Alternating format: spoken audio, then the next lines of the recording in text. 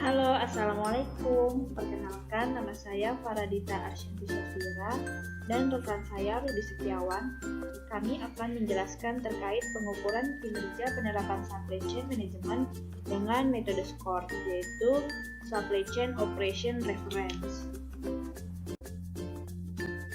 Supply chain management adalah sebuah proses payung di mana produk diciptakan dan disampaikan kepada konsumen dari sudut struktural. Sebuah supply chain merujuk kepada jaringan yang rumit dari hubungan di mana organisasi mempertahankan dengan rekan bisnisnya untuk mendapatkan sumber daya produksi dalam menyampaikan kepada konsumen. Kemudian, tujuan dalam supply chain ialah memastikan material terus mengalir dari sumber ke konsumen akhir. Bagian-bagian yang bergerak di dalam supply chain haruslah berjalan secepat mungkin. Jadi, dengan tujuan mencegah terjadinya penumpukan inventory di suatu lokal, arus ini haruslah diatur sedemikian rupa agar bagian-bagian tersebut bergerak dalam koordinasi yang teratur. Pengukuran kinerja supply chain management. Untuk menciptakan manajemen kinerja yang efektif, diperlukan sistem pengukuran yang mampu mengevaluasi kinerja supply chain secara holistik. Sistem pengukuran kinerja diperlukan untuk: pertama, melakukan monitoring dan pengendalian. Kedua, mengkomunikasikan tujuan organisasi ke fungsi-fungsi pada supply chain. Ketiga, mengetahui di mana posisi suatu organisasi relatif terhadap pesaing maupun terhadap tujuan yang hendak dicapai. Dan yang terakhir, yaitu menentukan arah perbaikan untuk menciptakan keunggulan dalam bersaing. Jadi, kebanyakan studi maupun model tentang pengukuran kinerja supply chain mengacu pada kegiatan supply chain, yang pada umumnya yaitu seperti kegiatan pengadaan atau procurement, perencanaan produksi atau planning, kemudian produksinya, kemudian pembahasan pesanan pelanggan atau delivery, dan yang terakhir pengembalian atau return. Supply Chain Operation Reference Model atau model SCORE. SCORE merupakan model referensi proses yang menggabungkan konsep-konsep dalam rekayasa ulang proses bisnis, benchmarking, dan pengukuran proses. Dalam pencapaian tujuan rantai supply akan dilakukan analisa melalui indikator dalam atribut kinerja, yaitu ada reliability, responsiveness, supply chain cost, dan asset management. Langkah-langkah untuk mengukur kinerja SCM. 1. Mengidentifikasi metrik setiap levelnya. Untuk levelnya ada 2 level. Pertama level 1 yaitu ada plan atau proses perencanaan, kemudian ada source, proses pengadaan, make, proses produksi, kemudian deliver, proses pengiriman, dan yang terakhir ada return, proses pengembalian. Untuk level 2 ada reliability atau kehandalan, kedua responsiveness atau ketangkapan, kemudian yang ketiga ada flexibility atau respon, kemudian cost yaitu biaya, dan yang terakhir ada aset atau kekayaan. 2. Menghitung nilai normalisasi atau skor tiap metrik menggunakan proses normalisasi Snow-Debord. Pada penelitian ini, penyamaan skala nilai dilakukan dengan model interpolasi atau normalisasi.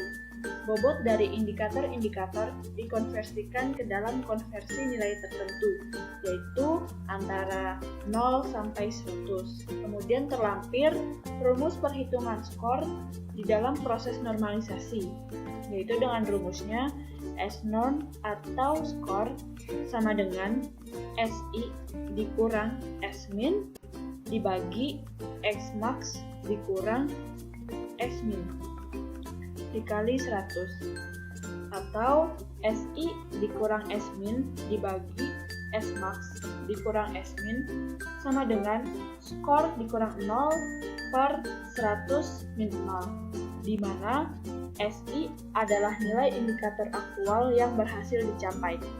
S-min adalah nilai pencapaian performansi terburuk dari indikator kinerja. dan X-max adalah nilai pencapaian performansi terbaik dari indikator kinerja. Jadi, proses normalisasi itu membutuhkan nilai minimum atau terburuk dan nilai maksimum atau nilai terbaik dari setiap matriks. Kemudian, setelah melakukan perhitungan nilai absolut, perusahaan itu harus melakukan brainstorming untuk menentukan nilai terbaik dan nilai terburuk dari setiap matriks yang diukur. Kemudian nilai terbaik akan diwakilkan dengan angka 100 dan untuk nilai terburuk akan diwakili dengan angka atau nilai 0. 3.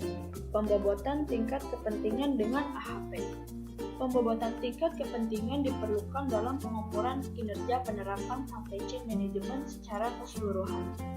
Pembobotan tingkat kepentingan ini dilakukan pada level 1 dan level 2.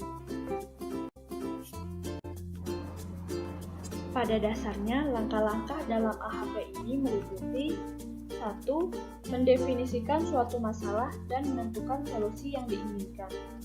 Kedua, membuat struktur hierarki yang diawali dengan tujuan umum, dilanjutkan dengan subtujuan, kriteria dan kemungkinan alternatif pada tingkat kriteria yang paling bawah. Ketiga, membuat matriks perbandingan berpasangan atau pairwise yang menggambarkan kontribusi relatif atau pengaruh setiap elemen terhadap masing-masing tujuan atau kriteria yang setingkat di atasnya. Perbandingan ini dilakukan berdasarkan judgement dari pengambilan keputusan dengan menilai tingkat kepentingan suatu elemen dibandingkan dengan elemen lainnya. Kemudian keempat, melakukan perbandingan berpasangan sehingga diperoleh judgement seluruhnya sebanyak N dikali buka kurung N dikurang setengah tutup kurung buah, dengan N adalah banyaknya kriteria yang dibandingkan. Kelima, menghitung nilai eigen dan menguji konsistensinya. Jika tidak konsisten, maka pengambilan data diulangi.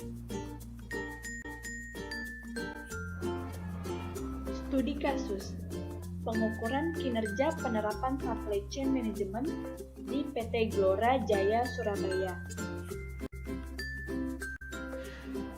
Sebelum PT Glora melakukan normalisasi pada tiap matriksnya, PT Glora mengidentifikasi dulu level di setiap matriksnya, yaitu adanya level 1 dan level 2. Setelah level 1 dan level 2 dapat ditentukan, kemudian PT Glora menghitung normalisasi pada tiap matriksnya. Contoh, ini saya buat contoh perhitungan normalisasi metrik making failure rate for SKM pada aspek make reliability. Jadi aspek make ini dia level 1 dan reliability dia untuk level 2. Kemudian nilai aktual yang diperoleh dari metrik making failure for SKM adalah sebesar 0,0536%. Kemudian nilai terbaiknya ada 0,03%, sedangkan nilai terburuknya ada 0,08%. Kemudian kita hitung dengan rumus normalisasi, skor sama dengan 100 dikali 0,0536 sebagai nilai aktual, kemudian dikurang 0,08% yaitu nilai terburuknya, kemudian dibagi dengan 0,0365, ini adalah nilai terbaik, dan dikurang 0,08, kemudian didapatkan hasilnya 60,69%. Jadi skor untuk metrik making failure rate for SKM adalah sebesar 60,69%. Kemudian perhitungan dengan cara sama seperti contoh di atas atau contoh ini dilakukan terhadap setiap matriks yang diukur dalam performansi supply chain. Jadi untuk semua aspek perhitungan dengan rumus yang sama untuk menentukan normalisasi pada tiap matriksnya. Hanya saja saya menjelaskan contoh untuk aspek make reliability saja. Berikut adalah tabel identifikasi setiap level dalam kinerja SCM dengan contoh aspek make reliability. Sama seperti contoh slide sebelumnya. Kemudian mari kita bandingkan dengan hasil normalisasi dengan slide sebelumnya. Pertama, di sini matriksnya yaitu making failure rate for SKM. Kemudian nilai terbaiknya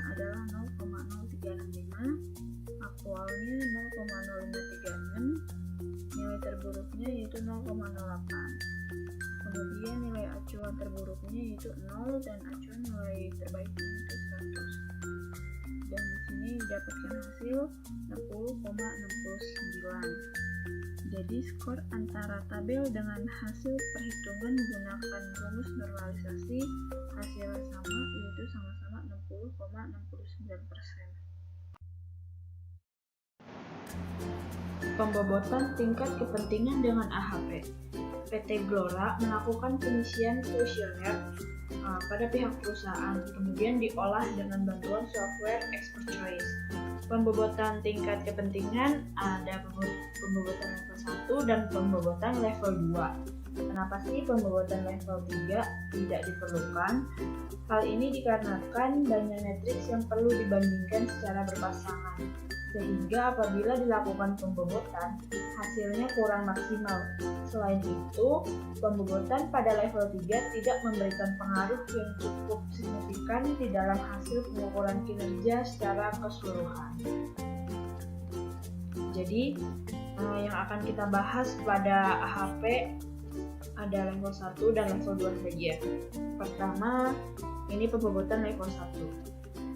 Dari hasil perbandingan berpasangan dari pembobotan level 1 ini, di mana level 1 ada aspek plan, source, make, deliver, kemudian kita bandingkan secara berpasangan atau pairwise di antara aspek-aspek lainnya.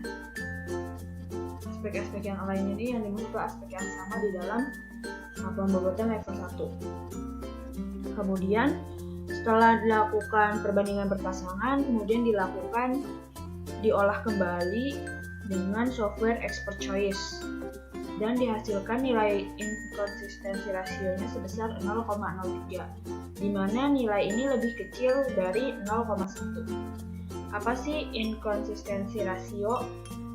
Biasanya digunakan untuk perkiraan secara langsung konsisten dari perbandingan berpasangan atau disebut dengan CR. Dihitung dengan membagikan CI yaitu konsistensi indeks dengan nilai tabel dari random konsistensi indeks. Jadi rumusnya adalah CR sama dengan CI dibagi RI. Terus kurang dari 0,10 perbandingan bisa diterima, sebaliknya tidak. Random index adalah rata-rata indeks. Keseluruhan indeks konsisten dihitung untuk meyakinkan bahwa nilai konsistensi lebih kecil dibandingkan 0,10. Pembobotan level 2. Pada level 2 ini, pembobotan tingkat kepentingan dilakukan dengan cara membandingkan secara berpasangan antara reliability, responsiveness, dan flexibility pada setiap ruang lingkup. Contoh, ini adalah hasil perbandingan berpasangan dari pembobotan level 2 dengan ruang lingkup make. Karena dari awal sudah diberikan contoh terkait dengan aspek make reliability.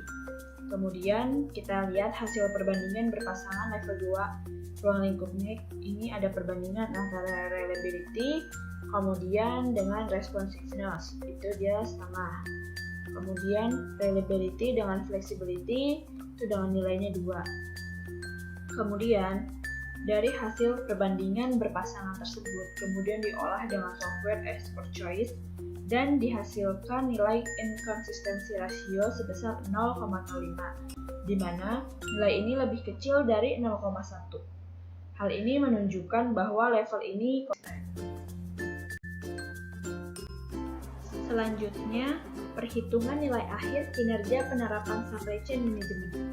Perhitungan hasil akhir kinerja supply chain dilakukan dengan cara mengalihkan setiap skor dengan bobot pada tiap ruang lingkup, aspek maupun matriks. Di sini kita ambil contoh hasil akhir aspek make reliability. Kita lihat pada nomor pertama yaitu dengan metrik making failure rate for SKM dengan skor normalisasinya adalah 60,69, kemudian bobotnya 33,33%. Kenapa sih bobotnya 33,33%? Karena skor bobot tertinggi adalah 100%. Jadi di sini ada 3 matriks dan dibagi 3 untuk bagi rata. Dihasilkan bobotnya 33,33% setiap matriksnya. Kemudian setelah skor dan bobotnya sudah diketahui, kita kalikan antara skor kemudian dan bobotnya.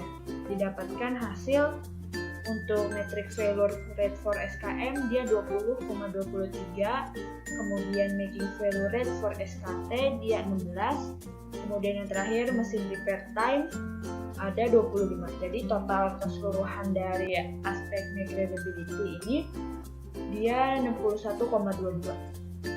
Untuk perhitungan untuk responsiveness dan flexibility dengan cara yang sama untuk menghitung nilai akhir kinerja penerapan SCM. Selanjutnya, perhitungan nilai akhir kinerja penerapan supply chain management atau nilai akhir KPI.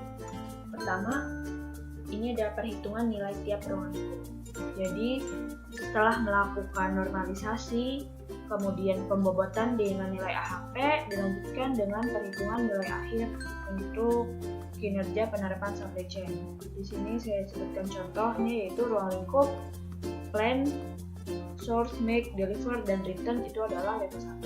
Kemudian aspek reliability, responsiveness, flexibility dia adalah aspek level 2. Kemudian dengan hasil akhir dia adalah skor dari normalisasi, kemudian bobotnya diperoleh dari perhitungan dengan AHP, kemudian jumlah nilainya itu adalah hasil akhir dikali bobot atau skor dikali bobot, kemudian didapatkan hasilnya dengan contoh misalnya plan dengan reliability dengan jumlah nilainya dia 58,38. Kemudian total nilai tiap ruang lingkup adalah total nilai dari ruang lingkup yang aspeknya sudah ditotalkan juga.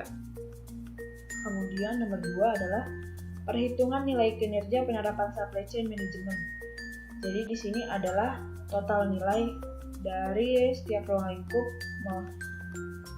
Di sini ada ruang lingkup plan, source, make, deliver, dan return, dan nilai totalnya itu adalah nilai total dari total nilai tiap ruang lingkup.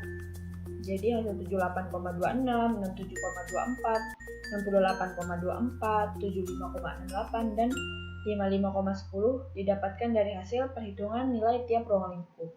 Kemudian bobot, yaitu bobotnya itu didapatkan dari pembobotan dengan AHP.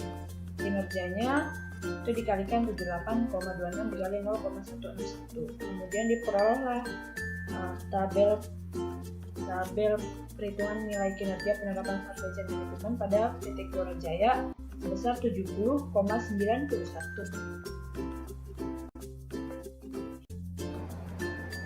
Kesimpulannya, hasil perhitungan akhir kinerja supply chain PT Gelora Jaya kemudian menghasilkan nilai sebesar 70,91. Angka ini menunjukkan bahwa kinerja penerapan supply chain management Expert Choice ini adalah software yang dapat digunakan untuk memecahkan masalah berdasarkan AHP, tapi masih kurang maksimal. Hal ini dikarenakan ini adalah sebuah perangkat menghasilkan skor yang cukup kolaboratif, tapi masih ada beberapa perangkat keras yang memfasilitasi grup pembuatan keputusan yang lebih efisien, analitis, dan yang dapat dibenarkan, memungkinkan interaksi real-time dari tim manajemen untuk mencapai konsensus on decisions. Kemudian saya lampirkan, ini ada tampilan dari aplikasi Expert Choice.